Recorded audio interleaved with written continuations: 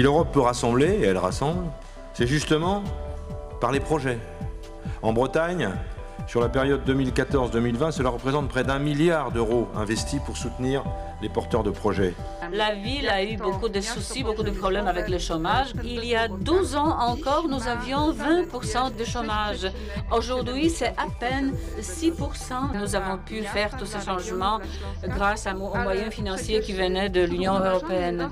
Nous avons fait en sorte qu'il y ait une contribution bretonne de tous les territoires de Bretagne vers la Commission avec une proposition qui était lucide. Les élus bretons considèrent que la fibre optique, c'est l'électricité et l'eau du 19e et du 20e siècle et donc il faut faire cet effort. Et c'est là, dans ce genre de projet, qu'on voit toute la valeur ajoutée de l'Union européenne. C'est un accélérateur. Nous disposons de 12,3 millions sur la programmation de 7 ans, donc ce qui représente à peu près entre 1,7 million et 2 millions de FSE injectés sur le territoire par an. On voit qu'à travers ces deux projets, les financements qu'apporte l'Europe sont au rendez-vous. L'Europe demande qu'il y ait un certain nombre d'engagements et d'objectifs atteints pour pouvoir apporter des financements à des projets.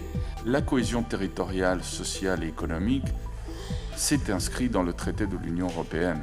Ça n'est pas juste un caprice de décideurs politiques. Ce sont des valeurs derrière ces mots-là qui sont très très fortes. C'est une vision de l'Europe.